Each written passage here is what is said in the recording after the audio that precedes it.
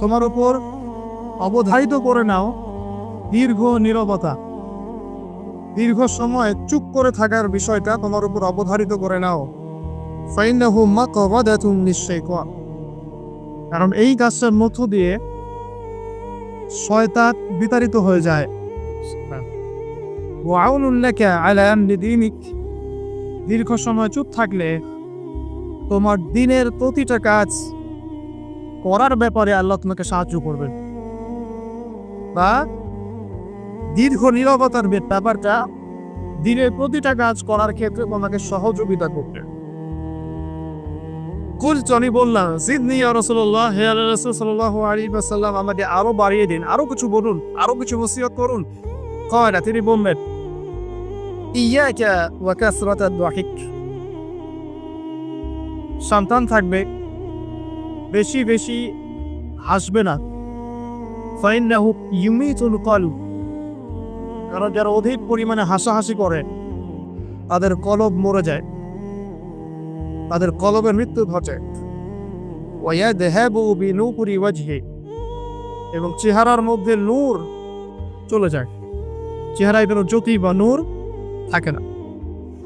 কুলতু জিদনি ইয়া রাসূলুল্লাহ, আল্লাহর রাসূল সাল্লাল্লাহু আলাইহি ওয়াসাল্লাম, আমাকে আরো বাড়িয়ে দিন, আরো কিছু ওসিয়ত করুন। ক্বালা, এবার তিনি বললেন সাল্লাল্লাহু আলাইহি ওয়াসাল্লাম, কুলিল হাক্কা ওয়া ইন কানা মুররান, সর্বদা সত্য কথা বলবে, সত্যের উপর থাকবে যদিও এটা অন্যের কাছে তিক্ত হয়। সত্য কথা বলবে যদিও এটা তিক্ত শোনায়। কুলতু জিদনি ইয়া রাসূলুল্লাহ, তিনি বলছেন, আমি বললাম, হে আল্লাহর রাসূল, আরো বাড়িয়ে দিন আমাকে। ক্বালা, এবার নবীজি বললেন সাল্লাল্লাহু আলাইহি ওয়াসাল্লাম, লা তাখাফ ফিল্লাহি লাতমাতা লাইফ, আল্লাহর পথে কাজ করার ব্যাপারে বা আল্লাহর পথে চলার ক্ষেত্রে, আল্লাহর দ্বীন পালনের ক্ষেত্রে নিন্দুকের নিন্দার পরোয়া করবে না। আল্লাহর ব্যাপারে নিন্দুকের নিন্দার সমালোচনা পরোয়া করবে না। কুলতু জিদনি ইয়া রাসূলুল্লাহ, তিনি বললেন, আমি বললাম যে আরো বাড়িয়ে দিন হে আল্লাহর রাসূল আমার জন্য। নবী করিম সাল্লাল্লাহু আলাইহি ওয়াসাল্লাম বললেন, ক্বাল লিয়াহজুসকা আনিন নাস মা তা'লামু মিন নাফসিকি, যখন মানুষের ব্যাপারে তোমার নেগেটিভ কোনো মন্তব্য করতে হয় বা কারো ব্যাপারে যদি নিন্দা করতে চাও, এরকম ইচ্ছা জাগে মনের মধ্যে, তাহলে আগে চিন্তা করবে যে এই দোষটা তোমার মধ্যে আছে কিনা। অর্থাৎ নিজের নফসের খেয়ালটা তুমি আগে বেশি নিবে অন্যের নিন্দা করার আগে। রাওয়াহুল বাইহাকি, হাদিসটা এসেছে বাইহাকি শরীফের মধ্যে ফি শুআবিল ঈমান, এবং মিশকাতুল মাসাবিহের মধ্যে এসেছে হাদিসটা 414 এবং 415 পৃষ্ঠায়। অত্যন্ত চমৎকার একটা হাদিস। আজকে আমি ইনশাআল্লাহ আযজা ওয়া জাল এই হাদিসটার উপরে সামান্য কিছু কথা বলে আমাদের আলোচনা শেষ করব ইনশাআল্লাহ তাআলা। আবু যর রাদিয়াল্লাহু আনহু একজন বিশিষ্ট সাহাবী, আপনারা জানেন,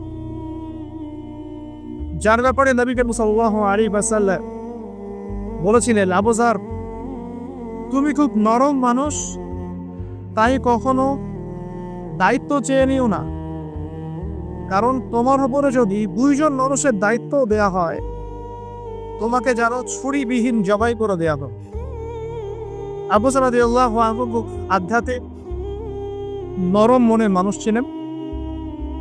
তিনি নবী সাল্লাল্লাহু আলাইহি ওয়াসাল্লামকে খাস করে বলছেন, এটা আমভাবে নয়, আমি যেমন আমভাবে সবার উদ্দেশ্যে কথাগুলো বলছি, এভাবে আমভাবে নবীজি এই কথাটা তাকে বলেন, বরং খাসভাবে বলেছেন, পার্সোনাল নসিহত, ইন্ডিভিজুয়ালি বলেছেন।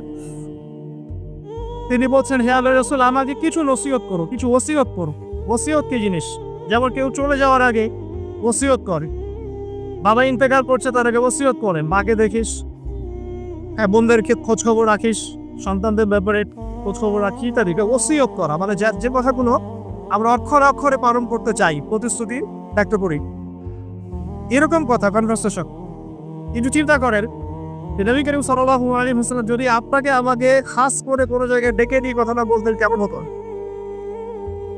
মনে করেন নবী সাল্লাল্লাহু আলাইহি ওয়াসাল্লাম জীবিত আছেন বা আমরা তো সাক্ষাৎ পেয়েছি, আর আমরা কেউ একজন আমাদের মধ্যে গিয়ে থেকে বললেন, ইয়া রাসূলুল্লাহ, আমাকে কিছু নসিহত করেন, আমাকে খাস করে কিছু ওসিয়ত করেন, তখন এই ওসিয়তগুলো স্পেশাল হবে। এবং আপনি আমি কখনোই চাইবো না জীবন চলে গেলাম এগুলোর কোনো একটা আমরা ছেড়ে দিই, তাই না?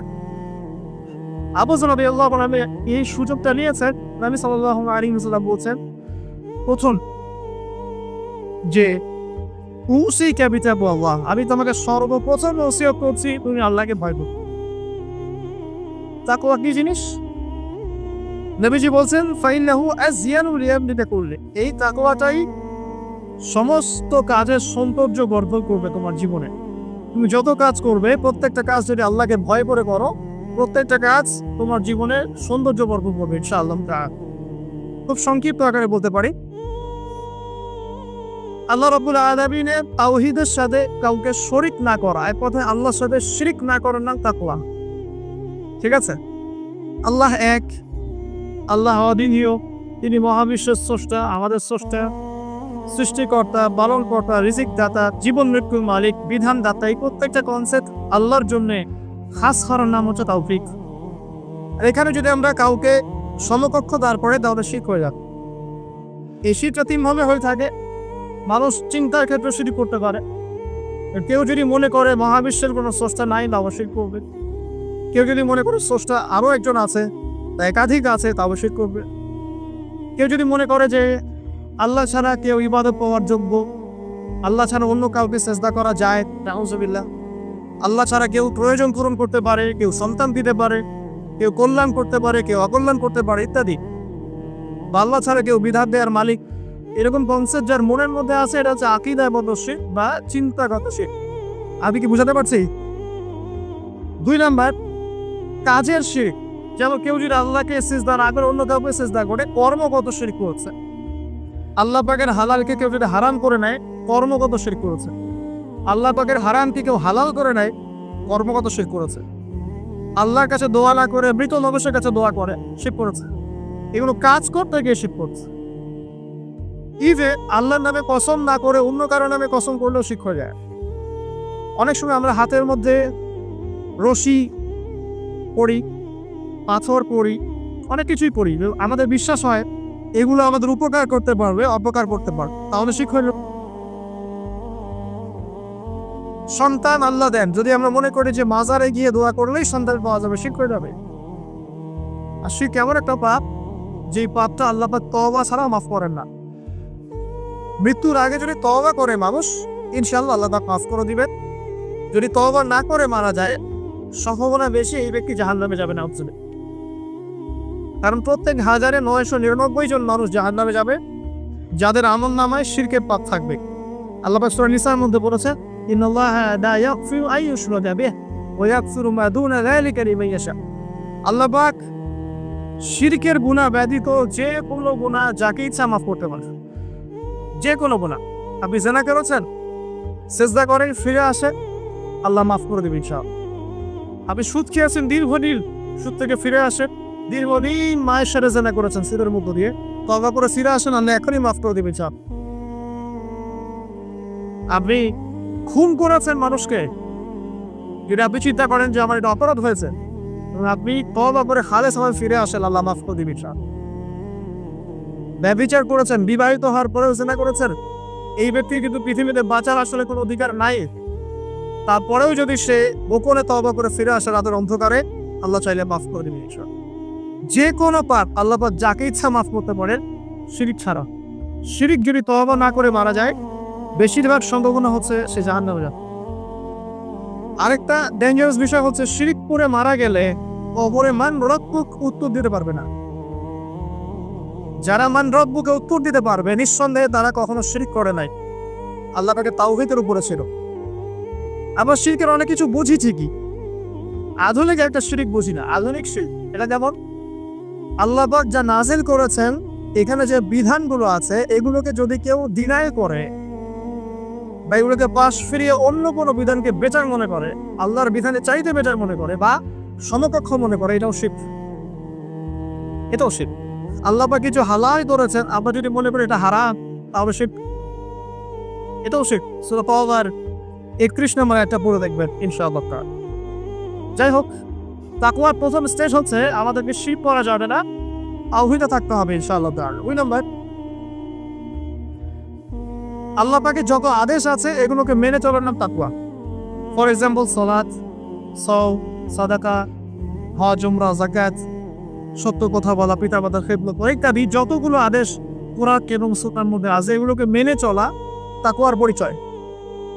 3 নাম্বার, আল্লাহ পাকের যত নিষেধ আছে এই সমস্ত নিষেধগুলোকে বর্জন করার নামও তাকওয়া। শুধু আদেশ মানলাম, নিষেধ বর্জন করলাম, এটা আসলে প্রকৃত তাকওয়ার পরিচয় নয়। আজকে আমরা মাশাআল্লাহ সবাই সালাত করেছি, কালকে সকালে যদি আমরা সুদি লেনদেন করি আমার মধ্যে তাকওয়া আসলে নাই। আমি ধর্মীয় জীবনে পাক্কা মুসল্লি হলেও অর্থনৈতিক জীবনে পাক্কা সুদখোর থেকে গেছে। এই অবস্থা যদি তওবা না করে মারা যায়, মায়ের সাথে জেনার অপরাধ নিয়ে কিয়ামতের মাঠে উঠবে ইনশাআল্লাহ।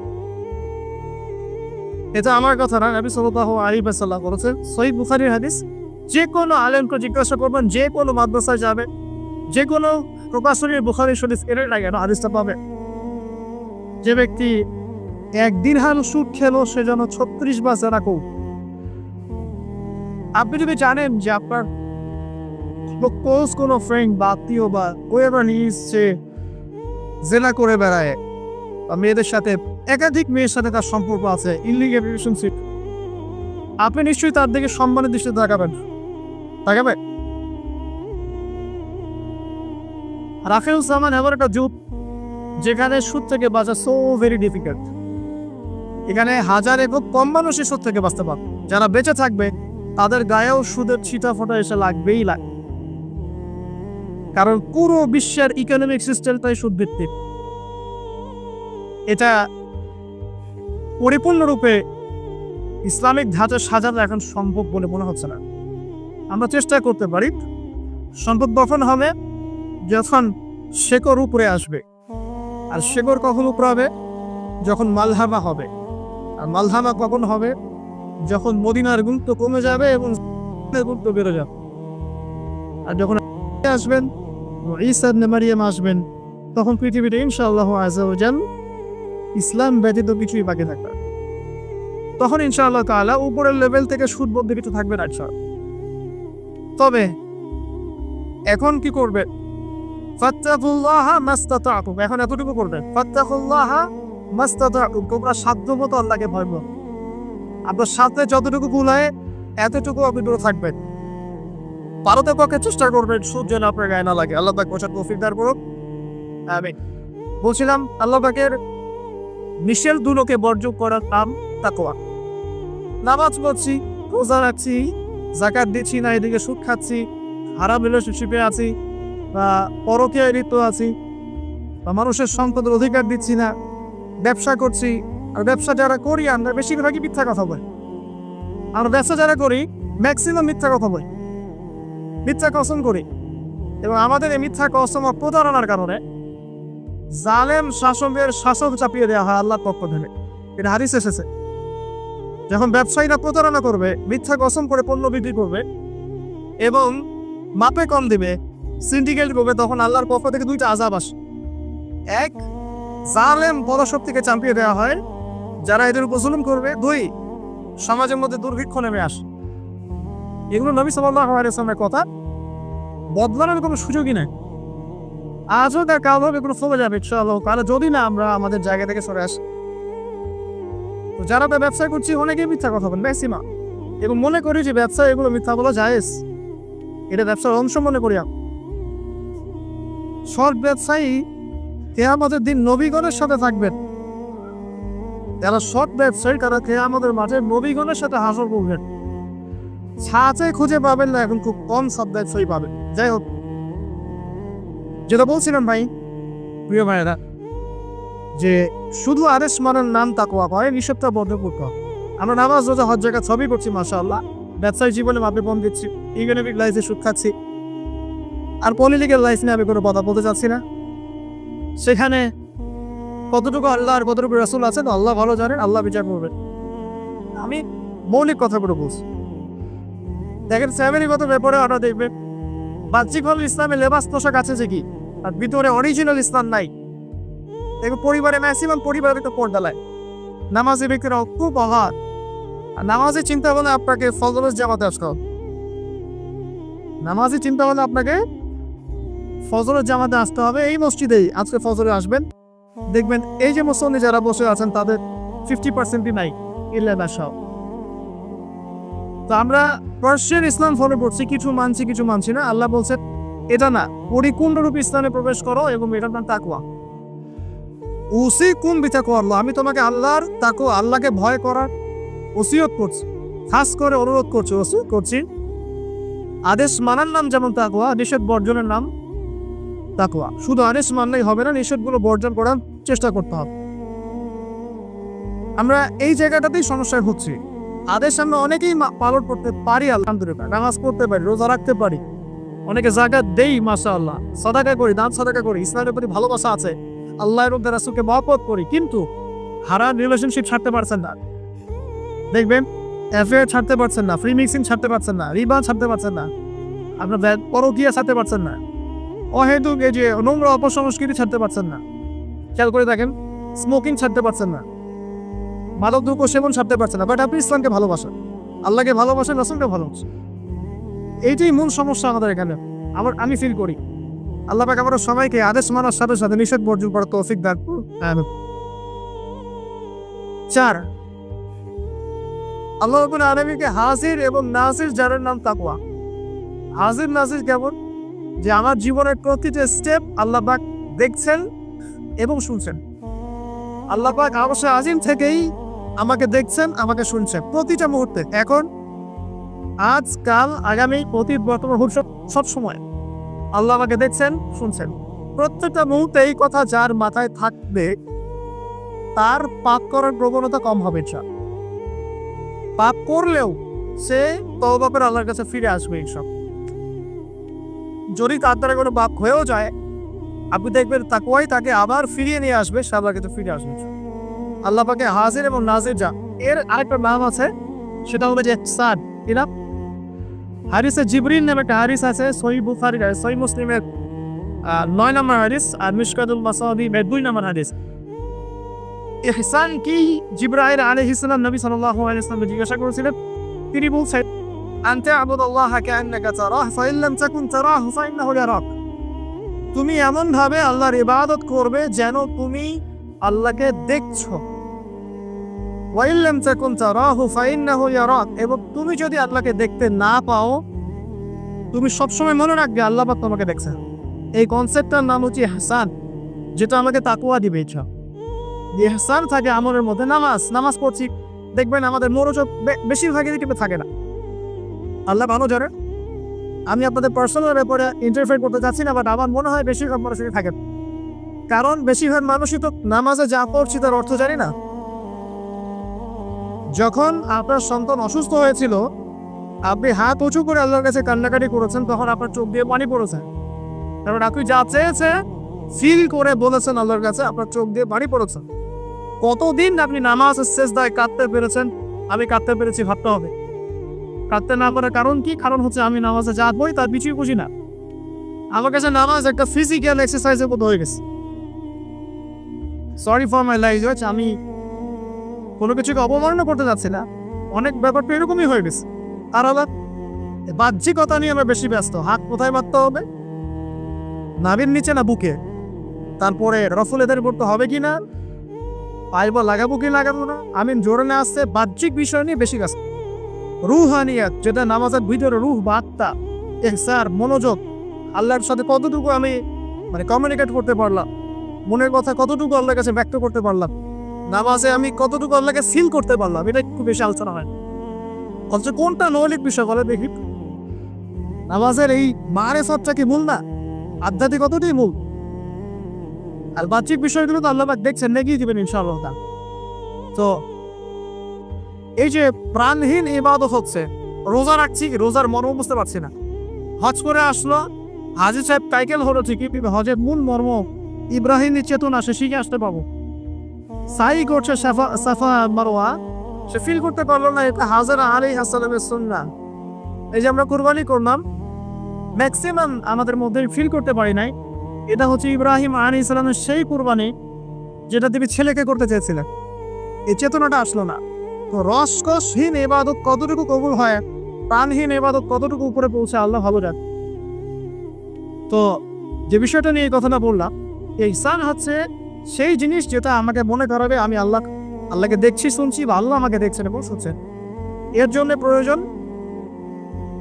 জন্য প্রয়োজন আপনি ইবাদতে যা যা করছেন, যা যা বলছেন, এর অন্তত অর্থটুকু বোঝা। তাহলে আপনার ইনশাআল্লাহ মনের মধ্যে সেই ফিলিংসটা আসবে ইনশাআল্লাহ। ফর এক্সাম্পল, আপনি নামাজে দাঁড়িয়ে পড়ছেন ওয়ানুনাজ্জিলু মিনাল কুরআন মা হুয়া শিফাউ ওয়া রাহমাতুল লিল মুমিনিন ওয়া লা ইয়াজিদু যালিমিনা ইল্লা ফাসা। এই আয়াতের অর্থ কতজন জানেন? একটু হাত উঁচু করে দেন। যারা জানেন তারা যদি আয়াতটা কোরআনে নামাজের মধ্যে পড়েন, তারা মনোযোগ বেশি পাবেন। স্বাভাবিক। অর্থ হচ্ছে কোরআন আমরা নাজিল করেছি, এই কোরআনের মধ্যেই আছে শিফা বা আরোগ্য এবং মুমিনদের জন্য রহমত। যখন আপনি বুঝতে পারলেন তখন কি নামাজে মনোযোগ পারবে না? সুবহান রাব্বিয়াল আলা বলছেন, সর্বোচ্চ আমার রব সর্বোচ্চ সুউচ্চ, তখন আপনি মনোযোগ পারবে না? আত্তাহিয়াতুতে আপনি কি করছেন, দরুদে কি করছেন, দোয়া মাসুরে বলছেন আল্লাহুম্মা ইন্নী যালামতু নাফসি যুলমান কাসীরা, আল্লাহ আমি আমার নফসের উপর প্রচুর জুলুম করেছি। কখনো কি ফিলিংস হয় যে জুলুমের এখানে স্বীকারোক্তি দিচ্ছি আমি? কারণটা একটাই কারণ। কথা বললে অনেক সময় যাবে, আমার আরো কিছু বলার আছে, যে অর্থটা বুঝতে পারছি না। অর্থ না বুঝলে আপনি রসকসহীন প্রাণহীন ইবাদত করতেন। অর্থ বোঝাটা কি অপরাধ? অর্থ বুঝলে কি আপনি আলেম ওলামা থেকে সরে যাবেন, দূরে সরে যাবেন? আর সবকিছুর অর্থ তো আপনি ব্যাখ্যাটা বুঝতে পারবেন না, তখন আপনি আলেম ওলামার কাছে আসবেন, এসে জিজ্ঞাসা করবেন, ব্যাখ্যা জেনে নিন। সিম্পল। তো অর্থ অনুধাবন করলে ইনশাআল্লাহ তাআলা আপনার ইহসান বাড়বে, যেটা আমাকে তাকওয়ার দিকে নিয়ে আসবে। ইহসান মানে আল্লাহকে হাজির নাজির যে ইবাদত করা। একটা বিষয়, ইবাদতের মধ্যে ধীর স্থিরতা আনতে হবে, তাড়াহুড়া বন্ধ করতে হবে। তাড়াহুড়া বন্ধ করলে পরে দেখবেন ইবাদতের মধ্যে স্বাদ পাচ্ছে ইনশাআল্লাহ। দুনিয়াবি হ্যাসেল, দুনিয়াবি যে ব্যস্ততা একটু কমিয়ে আনতে হবে, তাহলে দেখবেন ইবাদতের স্বাদ পাচ্ছেন ইনশাআল্লাহ। প্রত্যেকটা ইবাদতের পটভূমি জানতে হবে, যে নামাজ আমি কি জন্য পড়ি, কোথায় গিয়ে ফরজ হয়েছিল, কুরবানি কেন দিব, কুরবানির ইতিহাসটা কি, হজ যে আমি করবেন ঘটনাগুলোর পিছনের গল্পগুলো কি, এগুলো না জানলে আপনি ইবাদতে স্বাদ পাবেন না। এই জিনিসগুলো তো টাচ দিলাম। আল্লাহ পাক আপনার সবাইকে ইহসানের সাথে ইবাদত করার তৌফিক দান করুন, আমিন। তো প্রথম নসিহত করছেন নবী সাল্লাল্লাহু আলাইহি ওয়াসাল্লাম আবু যর রাদিয়াল্লাহু আনহুকে, তুমি আল্লাহকে ভয় করবে, এটা তোমাকে সমস্ত আমল সুন্দর করে দিবে, সৌন্দর্যমণ্ডিত করে দিবে। তাকওয়া মানে আমরা জানলাম আল্লাহর সাথে শিরক না করা, তাওহীদের উপর থাকা। 2, আল্লাহ পাকের আদেশগুলোকে মেনে চলার চেষ্টা করা। 3 নাম্বার, একই সাথে এট দ্য সেম টাইম আল্লাহ পাকের নিষেধগুলোকে বর্জন করা। 4, আল্লাহ পাকে হাজির এবং নাজির যা, আল্লাহ পাক আমার প্রতিটা কাজ দেখছেন, শুনছেন, এবং এগুলোর জন্য আল্লাহ পাক আমাকে জবাবদিহি করাবেন, কোনো সন্দেহ নাই, জবাবদিহি করাবেন। তো বিদায় হজের ভাষণে নবী সাল্লাল্লাহু আলাইহি ওয়াসাল্লাম বলেছিলেন, এই তাকওয়ার কথাই বলেছিলেন। তিনি বলেছিলেন সাল্লাল্লাহু আলাইহি ওয়াসাল্লাম যে আজকে থেকে আরবের উপর অনরবের কোনো ভেদাভেদ নাই, সাদার উপর কালো, কালোর উপর লালের কোনো ভেদাভেদ নাই। কুল্লুকুম মিন আদম, তোমরা সবাই আদম সন্তান, ওয়া আদামু মিন তুরাব, এবং আদম হচ্ছে মাটির সন্তান। ইল্লা তাকওয়া, শুধু তাকওয়া ব্যতীত, যার মধ্যে আল্লাহ ভীতি যত বেশি, সে আল্লাহর কাছে তত বেশি মর্যাদা সম্পন্ন। সূরা হুজুরাতেও সেম কথা আছে, 13 নম্বর আয়াতে আল্লাহ পাক বলেছেন, ইয়া আইয়ুহান নাস, হে মানব জাতি, ইন্না আকরামাকুম ইনদাল্লাহি আতকাকুম, হে মানব জাতি, তোমাদের মধ্যে আল্লাহর কাছে সবচেয়ে বেশি মর্যাদা সম্পন্ন সেই ব্যক্তি যে অধিক মুত্তাকি বা অধিক তাকওয়াওয়ালা। এবং এই তাকওয়ার পজিশনটা কোথায় সেটাও নবী সাল্লাল্লাহু আলাইহি ওয়াসাল্লাম বলেছেন। এটা আমার টুপিতে নাই, আমার দাড়ি, আমার লেবাস, আমার পোশাক, আমার চলাফেরা, এসবের মধ্যে তাকওয়ার প্রকৃত পরিচয় নাই। নবী করিম সাল্লাল্লাহু আলাইহি ওয়াসাল্লাম বলেছেন, তাকওয়া হা হুনা, তাকওয়া হচ্ছে এখানে। এই বলে তিনি কলিজার দিকে 3 বার ইশারা করেছেন। অর্থাৎ তাকওয়ার মূল কেন্দ্র কোথায়?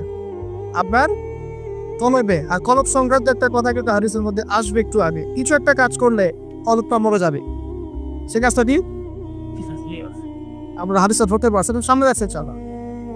তো কলবের ব্যাপার তাকওয়া, তাহলে কলবের যত্ন নেওয়া লাগবে। আমরা দেহের যেমন যত্ন নেই, পোশাকের যত্ন নেই, পরিপাটি থাকতে পছন্দ করি, বাড়ি ভান চকচকে রাখতে পছন্দ করি, তাই না? তো তাহলে কলবটাই পরিষ্কার করার চেষ্টা করতে হবে। কি করলে কলবের যত্ন হবে তার কথা এই হাদিসে আছে, একটু সামনে যাচ্ছি।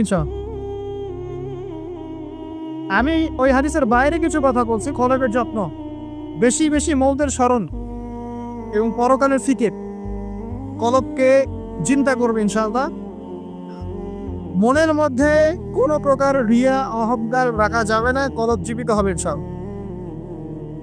কারো প্রতি হিংসা বিদ্বেষ পোষণ করবেন না, কলব জিন্দা থাকবে ইনশাআল্লাহ। মানব সেবামূলক যে কাজগুলো আছে, ফর এক্সাম্পল এতিমের দেখাশোনা করা, বিধবাদের খোঁজ খবর নেয়া, মিসকিনের পাশে দাঁড়ানো, এই কাজগুলো করলে কলব জিন্দা হয়, কলবের মধ্যে নূর আসে, সাকিনা আসে। কলব পরিষ্কার না করে যতই দাড়ি টুপি পাগড়ি জুব্বা পরি না কেন, আদতে কোনো লাভ হবে না। আল্লামা তকিউসমানি হাফিজাহুল্লাহর তাসাউস এবং তাসকিয়া ওইটা করতে পারেন, এখানে ডিটেইলস এই বিষয়ে জানতে পারবেন ইনশাআল্লাহ। সামনে যাই। আবু যর রাদিয়াল্লাহু তাআলা আলাইকা, তোমার উপর শক্ত করে নাও, বিতিলাওয়াতিল কোরআন, কোরআনের তেলাওয়াত, তোমার উপরে কোরআনের তেলাওয়াতটাকে অবধারিত করে নাও, শক্ত করে নাও। ওয়া যিকরিল্লাহি আযজা ওয়া জাল্লা, আল্লাহ পাকের জিকিরটাকে অবধারিত করে নাও। ফাইন্নাহু যিকরুন লাকা ফিস সামা, কারণ এই বিষয়টা আসমানে তোমাকে স্মরণের মাধ্যম হবে। ওয়া নূরুন লাকা ফিল আরদি, এবং পৃথিবীতে আল্লাহ পাক তোমাকে নূর দান করবে। দ্বিতীয় ওসিয়তের মধ্যে দুটো জিনিস, একটা হচ্ছে কোরআন তেলাওয়াত, একটা হচ্ছে আল্লাহর জিকির। কোরআন তেলাওয়াত সম্পর্কে খুব সরল একটা কথা বলছি। কোরআনুল কারীম বিশুদ্ধ করে তেলাওয়াত শিখতে হবে, এক নম্বর বিষয়। যদি বিশুদ্ধ করে মদ মাখরাজ তাজবিদের সাথে না শেখেন, তাহলে সারা জীবন ভুল করে যাবেন আর কোরআনের অর্থ বিকৃত হয়ে যাবে। আপনার অজান্তেই এমন অর্থ চলে আসবে যা আপনি মোটেও কল্পনা করেননি এবং কামনাও করেন নাই। আপনি বলছেন ফর এক্সাম্পল যে আলহামদুলিল্লাহ রাব্বিল আলামিন, অর্থ সুন্দর, সমস্ত প্রশংসা আল্লাহর জন্য যিনি বিশ্বজাহানের প্রতিপালক। হ্যাঁ, এর উচ্চারণ ভুল করেছেন আলহামদুলিল্লাহ রাব্বিল আলামিন, অর্থ বিকৃত হয়ে গেছে। অর্থ হচ্ছে সমস্ত নিন্দা বিশ্বজাহানের প্রতিপালক আল্লাহর জন্য, নাউযুবিল্লাহ। বলেছেন কুল ইয়া আইয়ুহাল কাফিরুন, হে কাফেররা, লা আ'বুদু মা তা'বুদুন, আমি তার ইবাদত করি না যার ইবাদত তোমরা করো। অর্থ ঠিক আছে, ঈমান তাওহীদ আছে। অথচ আপনি যদি বলেন কুল ইয়া আইয়ুহাল কাফিরুন লা আ'বুদু মা তা'বুদুন, বাস গন কেস। অর্থ কি হবে ভাই? আমি অবশ্যই তার ইবাদত করি, যার ইবাদত তোমরা করো, কাফেররা তোমরা করো। এটা ঈমান না কুফর? একটা মদের কারণে আপনার পার্থক্য এক বাক্যে বলে ফেলছি। যেভাবেই হোক, যত সময় লাগুক, যে বয়সেই থাকেন, বিশুদ্ধ করে কোরআন তেলাওয়াত না শিখে মৃত্যুবরণ করবেন না, ওয়াদা করে আল্লাহ। যে বয়সেই হন, যেখানেই পড়ে, যে প্রফেশনেই থাকে, যত গরিবই হন, যত বড়লোকই হন, যাই হন, হুয়েভার ইউ আর, কোরআন তেলাওয়াত বিশুদ্ধ করে না শিখে কবরে যাবেন না, ওয়াদা করেন। আর সারা জীবনে যা করেছেন, যত কিছু শিখেছেন, আপনার সায়েন্স, আপনার আর্টস, আপনার commerce, medical science, engineering, BCS career, যা কিছু করেছেন, সব কিছু বৃথা হয়ে যাবে যদি পরকালে আপনি পুলসিরে পারবেন না। আর আল কুরআনুল হুজ্জাতুল লাকা আলাইহি, কোরআন হয় তোমার পক্ষে দলিল হবে, না হলে বিপক্ষে। যারা কোরআন বিশুদ্ধ করে তিলাওয়াতও করতে শিখছে না, কোরআন কি তার পক্ষে দলিল হবে বলে মনে হয়? আল্লাহ পাক আমাদের সবাইকে তৌফিক দান করুন, আমিন। তিলাওয়াতটা অ্যাটলিস্ট 3 সেকেন্ড, অর্থ বোঝেন আর নাই বোঝেন, আমি আবারও স্পষ্ট করেই বলছি। স্পষ্ট করে বলার পরেও কিছু মানুষের কেন জানি চুলটারি থামে না, আমি জানি না, তবে এটা নিয়ে আমার মাথা ব্যথা নাই। আমি স্পষ্ট করে আবারও বলছি, কোরআন বিশুদ্ধ করে তেলাওয়াত করলে প্রত্যেক হরফে 10 নেকি পাবেন। কোরআন আপনার পক্ষে সুপারিশ করবে ইনশাআল্লাহ, আল্লাহ আপনাকে নূর দিবে, ঠিক আছে? এবং কোরআনের সুপারিশ কবুল করা হবে, আল্লাহ পাক আপনাকে জান্নাত দিবেন ইনশাআল্লাহ। এবং আলিফ লাম মিম পড়লে 30 নেকি হয়ে যায়, 3 নেকি বা 10 নেকি না। আলিফ লাম মিম পড়লে 3টা হরফে 30 নেকি হয়ে যায়। বিশুদ্ধ করে কোরআন তেলাওয়াত করলেন, অর্থ বোঝেন বা না বোঝেন, আপনি প্রত্যেক হরফে 10 নেকি। কিন্তু কোরআনের অর্থ অনুধাবন না করলে, কোরআনের অর্থ বুঝতে না পারলে, আপনি কোরআনকে বাস্তবে প্রয়োগ করতে পারবেন না। আর কোরআনকে বাস্তবে প্রয়োগ করতে না পারলে, আপনি কোরআনের মৌলিক হকটা আদায় করতে পারবেন না। তাই অর্থ না বুঝে যদি সারা জীবন কোরআন তেলাওয়াত করে যাই, কোরআন তেলাওয়াতের নেকি হবে ঠিকই, প্রত্যেক হরফে 10 নেকি হবে ঠিকই, কোরআন আপনাকে সুপারিশও করতে পারে, বাস কোরআনের প্রকৃত হত্যা দুনিয়াকে আদায় হয়নি। আর কোরআন নাযিল করা হয়েছে যাতে মানুষ উপদেশ গ্রহণ করে, তাদাব্বুর করে, ফিকির করে, এটাকে নিয়ে গবেষণা করে এবং এর মধ্য দিয়ে মানুষ যেন পথ খুঁজে পায়। এই কারণে আপনার স্কুল, কলেজ, ইউনিভার্সিটিতে যা পড়ছেন এগুলো সব যদি ফার্সি ভাষায় হতো বা কার্গিস ভাষায় হতো বা ধরেন রাশিয়ান ভাষায় হতো এবং আপনি এগুলো অর্থ জানেন না, শুধু পড়েন আর মুখস্থ করেন, তাহলে কি আপনি আদৌ পরীক্ষা পাস করতে পারবেন? প্রশ্নের উত্তর দিতে পারবেন? সিম্পল বিষয়, কেন এটা হজম করতে এত সমস্যা হয় বুঝতে পারি। অর্থ জানার জন্য কি করতে হবে? অর্থ জানার জন্য আরবি ব্যাকরণের মৌলিক বইগুলো শিখতে হবে। আরবি ব্যাকরণের মৌলিক বইগুলো আপনাকে পড়তে হবে। মাদ্রাসায় যেমন হবে, মাদ্রাসার যে আলেম ওলামারা আছেন তাদের কাছে পড়ে থাকতে হবে। আরবি ভাষা শিখতে হবে। এইগুলো যদি খুব ডিফিকাল্ট মনে হয় সেক্ষেত্রে আপনি কমপক্ষে একটা বিশুদ্ধ তাফসীর কিনবেন, কিনে আপনি কোরআন নিয়মিত অর্থ সহ পড়বেন। তবে এতটুকু পড়াশোনা করে কখনো নিজেকে মুফতি ভাববেন না, ফতোয়াবাজি শুরু করুন। এটা গুরুত্বপূর্ণ নসিহত, কারণ অনেকে আবার অর্থ পড়ে ফতোয়া দেওয়া শুরু করে। একজন কোরআন পড়ে আমাকে বলেছিল, কোরআনে তো 5 ওয়াক্ত নামাজই পেলাম না, 2 ওয়াক্ত নামাজ পাচ্ছি। এই যে ফজর, জোহর, আসর, মাগরিব, ইশা সিরিয়ালে কোথাও দেওয়াই নাই, কেন নামাজ পড়ি? একজন কোরআন পড়েই বলছে, অর্থ করেই বলছে যে কোরআনে তো হাদিস মানার কোনো দলিল পেলাম না, কোরআনে কোথাও বলা হয়নি যে হাদিস মানো, এরকম বলছে। আমি যে প্রথমে কায়াত তেলাওয়াত পড়লাম, ওয়ামা আতাকুমুর রাসূলু ফাখুযুহু, রাসূল সাল্লাল্লাহু আলাইহি ওয়াসাল্লাম যা দিয়েছেন তা গ্রহণ কর, সূরা তাওবা, সূরা হাশরে 7 নম্বর আয়াত। ওয়ামা নাহাকুম আনহু ফারতাবু, এবং রাসূল যা থেকে নিষেধ করেছেন তা থেকে, তো এই রাসূলের আদেশ নিষেধ মানার জন্য হাদিস লাগবে না? তাহলে কোরআন পড়ে হাদিসে গরিব না পাওয়ার কারণ কি? কারণ সে খালি কাট পেস্ট প্রোটেস্ট্যান্ট ভার্সনে কোরআন পড়ছে, অর্থটা তাফসীরটা সে ঘেটে দেখে নেয়। অর্থ পড়েন উৎসাহিত করছি, তবে ফতোয়াবাজি করতে যাবেন না। আপনি যেটা বুঝবেন না আলেম ওলামার কাছে গিয়ে অবশ্যই জিজ্ঞাসা করে অর্থ ব্যাখ্যা জেনে নিন। ফাসআলুহু আহলা যিকরি ইন কুনতুম লা তা'লামুন, তোমরা জ্ঞানী থেকে জিজ্ঞাসা করবে যদি সে বিষয়ে তোমাদের জ্ঞান না থাকে। তো আবু যর রাদিয়াল্লাহু আনহু নবী সাল্লাল্লাহু আলাইহি ওয়াসাল্লাম বলেছেন, তিলাওয়াত, কোরআন তেলাওয়াতটাকে ওয়াজিব করে নাও নিজের উপরে। তো আমরা কি কমপক্ষে প্রতিদিন একটা করে সূরা পড়তে পারি না ভাই? কমপক্ষে একটা পৃষ্ঠা পড়তে পারি না? যারা আরেকটু বেশি পড়ি 5 পৃষ্ঠা, আরেকটু বেশি পড়ি 10 পৃষ্ঠা। হাফেজি কোরআনে 600 পৃষ্ঠা আছে। এই 600 পৃষ্ঠাকে আপনি 30 পারায় ভাগ করেন, প্রত্যেক পারায় 20 পৃষ্ঠা, এক পারায় 20 পৃষ্ঠা। তো আমি সকালবেলা ঘুম থেকে উঠে কি অর্ধেক পারা করে পড়তে পারি 10 পৃষ্ঠা? যারা একটু ভালো জোরে পড়তে পারি, ফ্লুয়েন্সি আছে, তারা 1 পারা করে পড়তে পারি। প্রতিদিন 1 পারা করে পড়লে প্রতি মাসে আপনি একটা করে খতম নিতে পারবেন। আচ্ছা, না পড়ে প্রতিদিন 10 পৃষ্ঠা করে যদি পড়ে তাহলে 2 মাসে একটা খতম করা যাবে? তাও না পারে, প্রতিদিন 5 পৃষ্ঠা করে পড়ে 4 মাসে একটা খতম হবে, বছরে 3টে খতম। কম নাকি? অনেক। এতটুকু যদি করেন আলহামদুলিল্লাহ। কোরআন গবেষণা আসার আগে আপনাকে আগে তিলাওয়াত বিশুদ্ধ করে করা শিখতে হবে এবং নিয়মিত তেলাওয়াত করতে হবে, তারপরে গবেষণার বুঝ আল্লাহ পাকের পক্ষ থেকে আসবে। এত সহজে আসবে না। আল্লাহ আমাদেরকে নিয়মিত কোরআন তেলাওয়াত করার তৌফিক দান করুন, আমিন। অনেক কোর্সও এখন বের হয়েছে যেগুলোর মধ্য দিয়ে খুব সহজেই কোরআনের অর্থ আপনি শিখতে পারেন। আপনি আরবি ব্যাকরণ শিখতে পারেন, আরবি ভাষা শিখতে পারেন, কোরআনিক গ্রামার শিখতে পারেন, বা বিশুদ্ধ করে মদ মাখরাজের সাথে কোরআন শিখতে পারেন। অনলাইনেও আছে, অফলাইনেও আছে। কিভাবে শিখবেন আমি জানি না, কার কাছে যাবেন আমি জানি না। এতটুকু জানি, আমি আপনাকে ওসিয়ত করতে চাই যে মৃত্যুর আগে কমপক্ষে একটা বার কোরআনটা অর্থ সহ পড়েন, আর অবশ্যই বিশুদ্ধ করে কোরআন তেলাওয়াত করতে শেখেন। আপনি যে বয়সেরই হন, যে পেশারই হন, আর যেখানকার মানুষই হন, আল্লাহ পাক তৌফিক দেন। আরেকটা বলা হয়েছে ওয়া যিকরুল্লাহি আযজা ওয়া জাল, এবং আল্লাহ পাকের জিকির, এই দুটো পড়লে আসমানে তোমাকে স্মরণ করা হবে এবং জমিনে আল্লাহ পাক তোমাকে নূর দিবেন। আল্লাহ জিকির কি? আল্লাহকে স্মরণ করা। সবচেয়ে সেরা জিকির নামাজ। সবচেয়ে সেরা জিকির কি? নামাজ। তারপরে সেরা জিকির কোরআন তেলাওয়াত।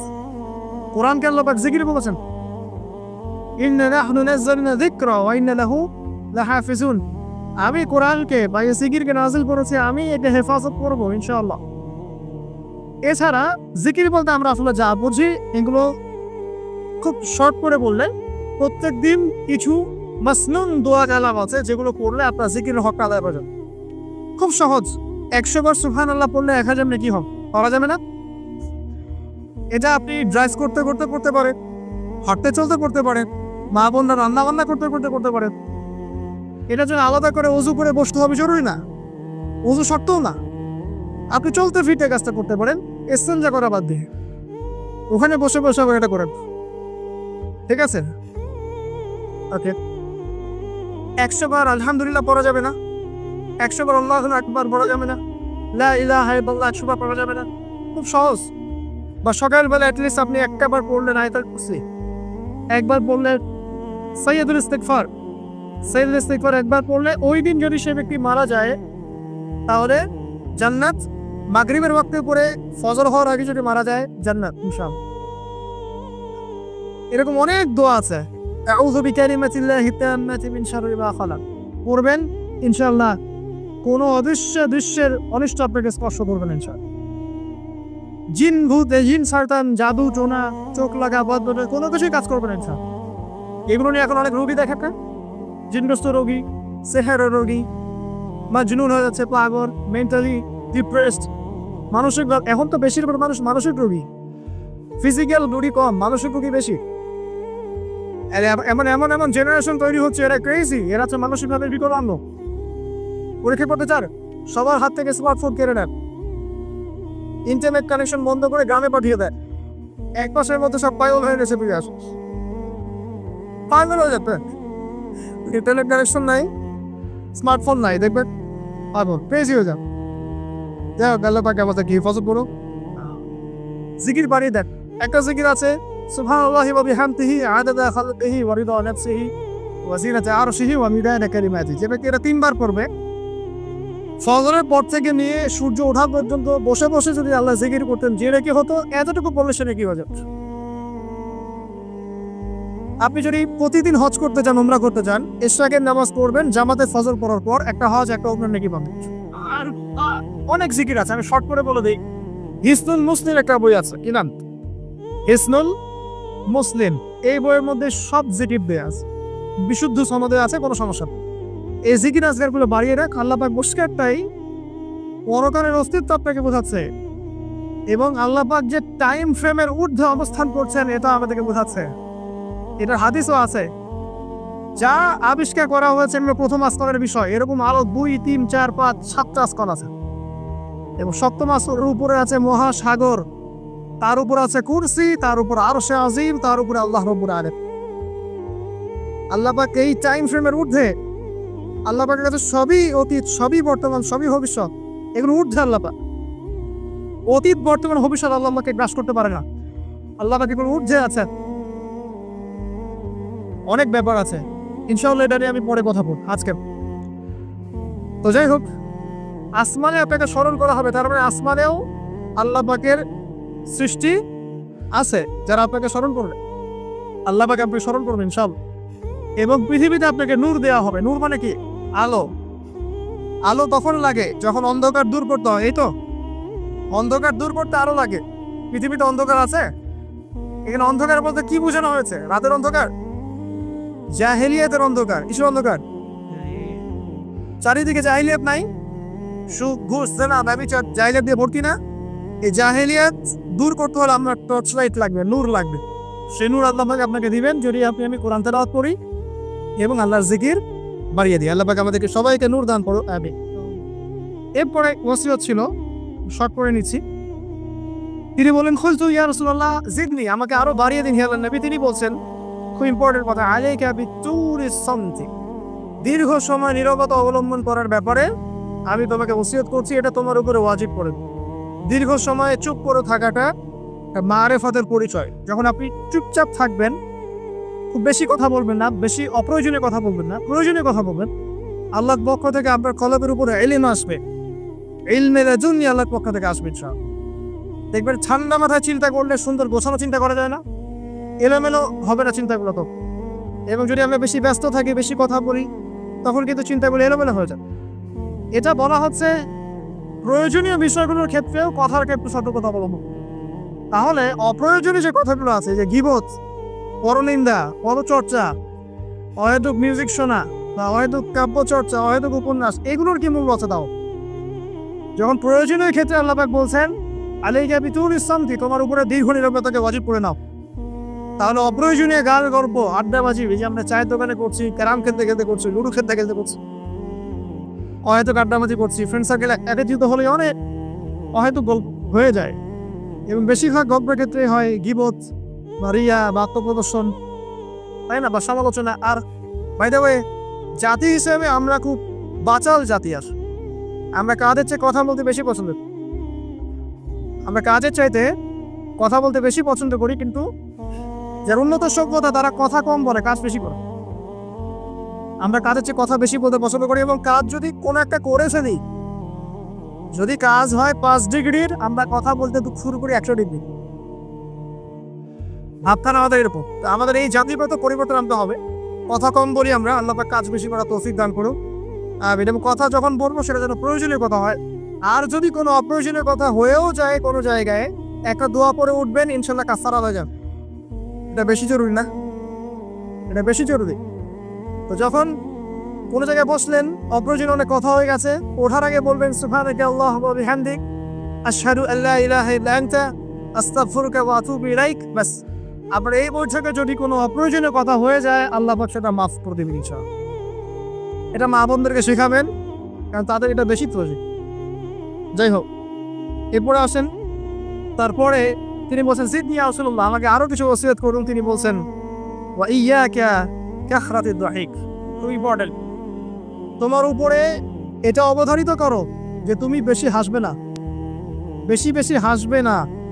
সূরা তওবার মধ্যে একটা আয়াত আছে, তারা বেশি বেশি হেসে নিক, অচিরিতারে এমন অনেক বেশি কান্নাকাটি শুরু করবে। তারা হেসে নিক, অচিরেই তারা অনেক বেশি কান্নাকাটি শুরু করবে। নবী সাল্লাল্লাহু আলাইহি ওয়াসাল্লাম হাদিসে বলেছিলেন, তোমরা যদি জানতে আমি যা জানি, আল্লাহর পক্ষ থেকে আমি যা জানি, তোমরা যদি তা জানতে, তাহলে তোমরা একটা মাঠে একত্রিত হয়ে যেতে, স্ত্রী সহবাসও ছেড়ে দিতে, স্ত্রীকে ছেড়ে দিয়ে একটা মাঠে একত্রিত হয়ে যেতে এবং সেজদায় পড়ে কান্নাকাটি শুরু করতে। তোমরা যদি জানতে আমি যা যা, তোমরা সেটা জানো না।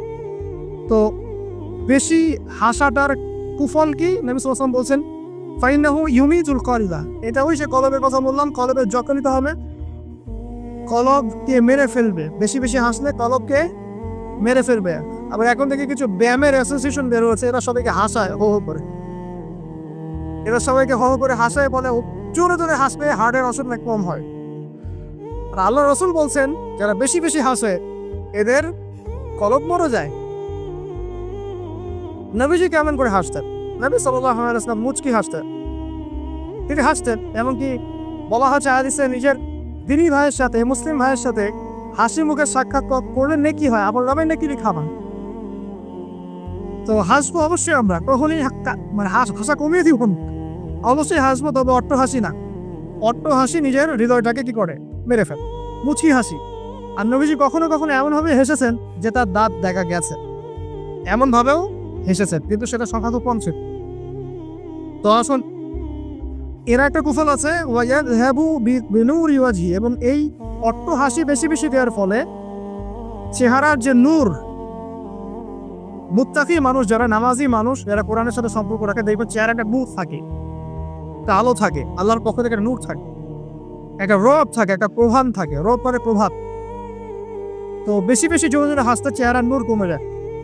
একটু খেয়াল করে দেখবেন, আপনি 5 ওয়াক্ত সালাত জামাতের সঙ্গে পড়ার চেষ্টা করেন, নিয়মিত তাহাজ্জুদে উঠতে অভ্যাস করেন, দেখবেন ফজরের ওয়াক্তের দিকে আপনার চেহারা দিয়ে কিছু একটা নূর বের হচ্ছে। এটা হবে, দেখবেন চেহারাটা নুরানি লাগবে। দেখবেন অনেক ভাই যারা মারা গেছেন, জানাজা করাতে গিয়ে দেখবেন চেহারা নুরানি, চেহারাতে আলো বের হচ্ছে। আর মানুষ যত বেশি পাপ করতে থাকে, চেহারা নূর তত কমতে থাকে, চেহারা নূর তত কমতে থাকে। যত বেশি প্রকাশ্য আর গোপন পাপ মানুষ করতে থাকে, চেহারা নূর কমতে থাকে। তবে অনেক নুরানি চেহারার পিছনেও কিন্তু শয়তান থাকে, এটাও মাথায় রাখা হবে। তো আল্লাহ পাক আমাদেরকে, আল্লাহ পাকে প্রকৃত মুত্তাকি বান্দা হওয়ার তৌফিক দান করুন, আমিন। আর দুটো ওসিয়ত তিনি করেছেন, সেটা হলো যে কুলতু জিদনি ইয়া রাসূলুল্লাহ, আমি বললাম ইয়া রাসূলুল্লাহ আমাকে আরো বাড়িয়ে দিন, আরো নসিহত করুন। তিনি বলছেন কুলিল হামক ইন কানা মুররান, সবসময় সত্য কথা বলবে যদিও এটা তিতা শোনায়, মানুষের কাছে তিক্ত মনে হয়, তুমি সত্য কথা বলবে। আর সত্যের সংজ্ঞাটা আমাদের জানতে হবে। সত্যের সংজ্ঞাটা আমরা যা শিখেছি এটা চূড়ান্ত সংজ্ঞা নয়। সত্যের ডেফিনেশন হচ্ছে সূরা কাহফের 29 নম্বর আয়াত আছে। কোন সূরা? সূরা কাহফ 29 নম্বর আয়াতে আছে, আল্লাহ পাক বলেছেন ওয়াকুলিল হামদু মির রাব্বিকুম ফামান শাআ ফালইউমিন ওয়া মান শাআ ফালইয়াকফুর। সত্য সেটাই, ভালো করে শোনেন, সত্য সেটাই যা তোমার রবের পক্ষ থেকে নাযিল হয়। যার ইচ্ছা হয় সে মেনে নিক, ঈমান আনুক, যার ইচ্ছা হয় অস্বীকার। ইন্না আতাদনা লিযালিমিনা নারা, আমি জালেমদের জন্য আগুন প্রস্তুত করেছি, ইলা আখির আয়াত। তো এখানে আল্লাহ পাক সত্যের ডেফিনেশন দিয়েছেন, দ্য ডেফিনেশন অফ ট্রুথ। সত্যের ডেফিনেশন কি? আল্লাহর পক্ষ থেকে যা নাযিল হবে সেটাই সত্য। আল্লাহর পক্ষ থেকে তাওরাত নাযিল হয়েছে, ঠিক আছে, জাবুর নাযিল হয়েছে, ইনজিল নাযিল হয়েছে, সুহফ ইব্রাহিম মুসা নাযিল হয়েছে, কোরআন নাযিল হয়েছে। যখন তাওরাত নাযিল হয়েছিল, তাওরাত ওই যুগের জন্য সত্য মিথ্যার চূড়ান্ত মানদণ্ড ছিল। এখন না, এবং সেটা রহিত হয়ে গেছে। জাবুর ওই যুগের জন্য সত্য মিথ্যার চূড়ান্ত মানদণ্ড ছিল। ইনজিল ওই যুগের ছিল। যখন থেকে কোরআন নাযিল হয়েছে এবং সুন্নাহ এসেছে, কিয়ামত পর্যন্ত সত্য মিথ্যার এর বাইরে কোনো মানদণ্ড আছে?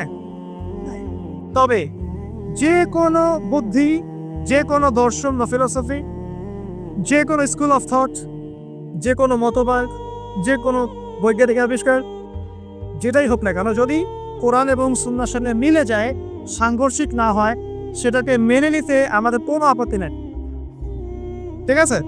কিন্তু যে কোনো বিজ্ঞান বা দর্শন বা যুক্তি বা মানব রচিত কোনো মতবাদ, যেটাই হোক, যে কোনো স্কুল অফ থট বা ফিলোসফিক্যাল থট, এগুলো কোরআন এবং সুন্নাহর সাথে যদি না মিলে সাংঘর্ষিক হয়, সেক্ষেত্রে এটা না মানাই আপনার আমার উপর ওয়াজিব। এটা সত্য মিথ্যার মানদণ্ড থাকবে না। এখন আমাদের কাজ কি? জাস্ট এগুলোকে মিলিয়ে দেখা কোরআন সুন্নাহর সাথে, এগুলো মিলছে কিনা, ব্যাস। ওয়াইন কানা মুররান, যদি সত্য তিতাও হয় তবুও বলতে হবে। যদি চাকরি চলেও যায়, ইমাম সাহেবকে সুদের এগেনস্টে বলতে হবে, বলা শিখতে হবে। ঘুষের এগেনস্টে বলা শিখতে হবে, দুর্নীতির এগেনস্টে বলা শিখতে হবে। ওয়াইন কানা মুররান, যদি তিতাও লাগে, তবে বলার ভাষাটা এগ্রেসিভ হবে না। মানুষকে আঘাত ধরে বলার ব্যাপারটা ইসলাম সমর্থন করছে না। কিভাবে? ফেরাউনের কাছে নবী মুসা আলাইহিস সালামকে দাওয়াত দিতে পাঠানো হচ্ছে। ফেরাউন এই যে হামাদ, কারুন নাম মনে আছে তো, তাদের কাছে পাঠানো হচ্ছে নবী মুসা এবং তার ভাই হারুন আলাইহিস সালামকে। আল্লাহ পাক এখন তাদেরকে বলছে কি, দেহাদা ইলা ফিরাউন, তোমরা দুজনে ফেরাউনের কাছে যাও, ফাকুলা লাহু কাওলান লাইয়িনা, ফেরাউনের কাছে গিয়ে নরম ভাষায় কথা বলো, লাআল্লাহু ইয়াতাযাক্কারু আও ইয়াখশা, হতে পারে সে উপদেশ গ্রহণ করবে এবং আমাকে ভয় করবে। তো প্রেজেন্টেশন একটা ব্যাপার আছে।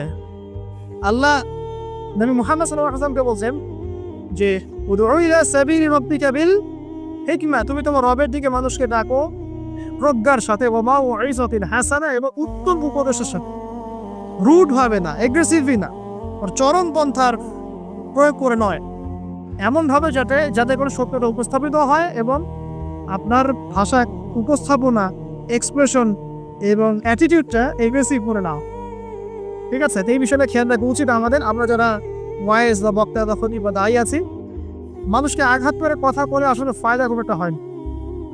বরং তাকে যদি বুঝিয়ে দেওয়া যায়, সত্যতা উপস্থাপন করা যায়, আর আল্লাহ যদি তার তাকদীরে হেদায়েত লিখে রাখেন, ইনশাআল্লাহ সে হেদায়েত পাবে। আর যদি নাও পায়, আপনার দায়িত্ব শেষ। ফাযাক্কির ইন্নামা আনতা মুযাক্কির, আমি উপদেশ দিন, আমি শুধু উপদেশদাতা। লাস্তা আলাইহিম বিমুসাইতির, আপনি কারো প্রতি দারোগা নন। ফাযাক্কির ইন নাফাআতি যিকরা, আপনি উপদেশ দিন যদি উপদেশ কাজে আসে। সায়াযাক্কারু মান ইয়াখশা, যারা আল্লাহকে ভয় করে তারা শীঘ্রই উপদেশ গ্রহণ করবে ইনশাআল্লাহ। আল্লাহ পাক আমাদের সবাইকে প্রকৃত দায়ী হওয়ার তৌফিক দান করুন, আমিন। একজনের কথা বলে আমি সামনে যাচ্ছি। মুসআব বিন উমাইর রাদিয়াল্লাহু আনহু, ইসলামের ইতিহাসের প্রথম দায়ী, যাকে নবী সাল্লাল্লাহু আলাইহি ওয়াসাল্লাম মক্কা থেকে মদিনায় পাঠিয়েছিলেন, যিনি বিনাশী জীবন যাপন করতেন জাহিলি যুগে। তার এত দামি পারফিউম ছিল, আতর ছিল, খুশবু ছিল, যে মক্কায় কারো কাছে নাই। বুঝতে পারছেন? ইসলাম কবুল করার পরে তার অবস্থা এমন হয়েছিল যে তার একাধিক পোশাকও নাই যেটা চেঞ্জ করে নামাজ পড়বেন। উহুদের যুদ্ধে তিনি শহীদ হয়েছেন এবং তাকে দাফন করার জন্য কাফনের কাপড় পাওয়া যায়নি। তাকে ঘাস, ইখসিন নামক ঘাস দিয়ে দাফন করেছে। এই হলো আপনার দুনিয়ার শেষ পরিণতি। কিন্তু পরকালে তিনি এখন জান্নাতুল ফিরদৌসে আছে, বুঝা। এখানে আপনি সাফল্যও বুঝতে পারছেন। মুসাব বিন উমাইর রাদিয়াল্লাহু আনহু যখন মদিনায় গিয়ে দাওয়াত দিচ্ছেন, তখন সাদ বিন মুয়াজ নামে এক সাহাবী ছিলেন, যিনি আওস গোত্রের নেতা। তিনি দাওয়াতি কাজ করছেন, কিন্তু সাদ বিন মুয়াজ তার কাছে এটা পছন্দ হচ্ছে না। তিনি এসে খুব কড়া ভাষায় বললেন যে, মদিনা থেকে এই দাওয়াতি কাজ যদি বের না করো, তাহলে তোমার আমার মাঝখানে যে আত্মীয়তার সম্পর্ক আছে এটাও থাকবে না, মানে তোমাকে আমি হত্যা করব। মানে তিনি ইসলামটা পছন্দ করছেন না। তিনি বলছেন, এখান থেকে বেরো, এই দাওয়াতি কাজ এখান থেকে বন্ধ করো, মদিনা থেকে বের হও। তখন মুসাব বিন উমাইর কি করছেন শোনেন। তিনি বলছেন, তিনি কোনো রকম এগ্রেসিভ কথা বললেন না। আমরা হলে কি করতাম? আমরা হলে কিন্তু এগ্রেসিভ কথা বলতাম। আমাদের ইস্যু না থাকলেও যে পরিমাণে এগ্রেসিভ কথা আমরা বলি, ইস্যু খুঁজে খুঁজে বের করে একের মানহানি করার জন্য, আন্ডারস্টিমেট করার জন্য, মানুষের চোখে তাকে আন্ডারস্টিমেট করার জন্য, কত কি না ইস্যু না থাকলেও। আর এখানে তো ইস্যু জাদল্যমান, তাকে সে বড় ভাষায় বলছে, বেরো এখান থেকে, এমসু থেকে বেরো, দাওয়াতি কাজ করা যাবে। তিনি বলছেন, আচ্ছা ফাতাস না, আপনি কি একটু বসবেন, একটু শুনবেন? ওয়াইন রদিতা নে কবিলস, আমি যে দাওয়াতটা দিচ্ছি এটা যদি আপনার পছন্দ হয় তাহলে আপনি কবুল করবেন। ওয়াইন ক্যারিহিতা, যদি আপনি এটা অপছন্দ করেন, আজান লান কামাতান, তাহলে আপনি যেটা অপছন্দ করছেন এটা আপনাকে বেরিয়ে চলেন। কত ডিপ্লোম্যাটিক অ্যান্সার, যে আমি যে দাওয়াতটা দিচ্ছি এই দাওয়াতটা যদি আপনার পছন্দ হয় আপনি কবুল করেন, যদি না হয় তাহলে আমি এখান থেকে চলেন।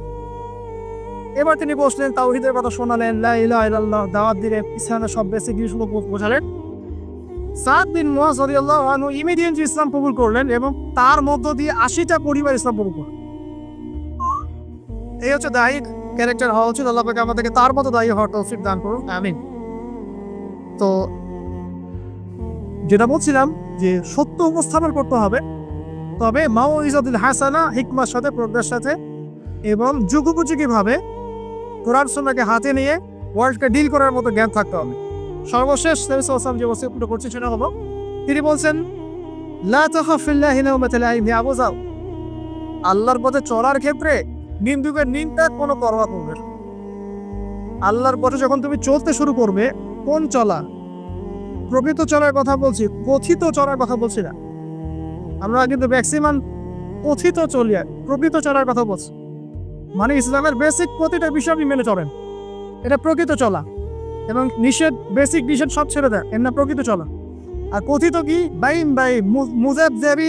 মানে এদিকেও আছে এদিকেও আছে, মানে যখন যেদিকে বাতাস সেদিকে ফ্লোর, ঠিক আছে? পাবলিক দেখলো, একটা ফতোয়া দিলাম, পাবলিক চেতে গেল, ফতোয়া চেঞ্জ করে দিন, মুযাবযাবিনা বাইনাহুম। তো প্রকৃত চলা, যখন তুমি প্রকৃত রূপে আল্লাহর পথে চলবে, তখন মানুষ তোমার নিন্দা করবে, সমালোচনা করবেই। মানুষ নিন্দা করবেই, সমালোচনা করবেই। এটা নবীগণের সুন্নাত। নূহ আলাইহিস সালাম থেকে শুরু করে মুহাম্মদ সাল্লাল্লাহু আলাইহি ওয়াসাল্লাম পর্যন্ত এমন কোনো নবী নাই যাকে তার কওম তিরস্কার করে নাই, বের করে দেয় নাই, অত্যাচার করে নাই। কোনো কোনো ক্ষেত্রে নবীদেরকে হত্যা পর্যন্ত করা হয়েছে। তো নবীগণের যে নিষ্পাপ কোনো মানুষ আছে, তাহলে তাদেরকে এই ভোগান্তি কেন পোহাতে হলো? তারা কি আমার হচ্ছে অন্য কোনো ইসলাম ফলো করতেন? তাহলে আমরা এমন কোনো ইসলাম ফলো করছি যেটা করে আমাদের সব ঠিক থাকে, চাকরিও যায় না, পরিবারে সব ঠিক থাকে, এদিকে আমি ব্যবসাও লাভ উন্নতি করছি, ঠকাচ্ছি, আবার আমার হজমরাও ঠিক আছে, মাশাআল্লাহ। সো এমন ইসলামের কথা বলা হচ্ছে এখানে, যে ইসলাম পালন করলে, পরিপূর্ণ ইসলাম যারা পালন করছে না, এরা তখন আপনাকে নিন্দা করবে, সমালোচনা করবে, আপনাকে তিরস্কার। এটা শুরু হবে আপনার পরিবার থেকে। আপনি টোটাল ইসলাম ফলো করার চেষ্টা করেন, আপনার পরিবার থেকে বাধা শুরু হবে ফার্স্ট অফ অল, এখান থেকে। তারপরে সমাজ মেনে নিবে না, তারপরে দেখা যাবে ধর্ম নেতারা মেনে নিবে না। প্রচলিত একটা সিস্টেম চলছে, আপনি এসে একটা নতুন কিছু বলছেন, তখন এরা মেনে নিবে না, যে নতুন বিষয়টা অবশ্যই কোরআন সুন্নাহর সাথে মিল আছে। তারপরে সর্বোচ্চ লেভেল ফেরাউন, নমরুদ, এটা পরে, ওটা সবার আগে আসবে। তবে নবী তো বলছেন সাল্লাল্লাহু আলাইহি ওয়াসাল্লাম, লা তাখাফা ফিল্লাহি লাউমাতা লাইম, কোন নিন্দুকের নিন্দা বা সমালোচনার পরোয়া করবে না। মনে রাখবেন, যারা বীর তাদের গায়ে আঘাতের চিহ্ন থাকে, যারা কাপুরুষ এদের গায়ে কখনো আঘাতের চিহ্ন থাকে। আর যারা ইসলাম ফলো করেও খুব পুত পবিত্র থাকতে চায়, ডানেও যাবো না বামেও যাবো না, এভাবেই সব চলবে, তাদের ইমান, ইসলাম এবং ইহসান নিয়ে নতুন করে ভাবার সামনে এসেছে এখনো। আল্লাহ পাক আমাদেরকে প্রকৃত ইসলাম ফলো করে তৌফিক দান করুন।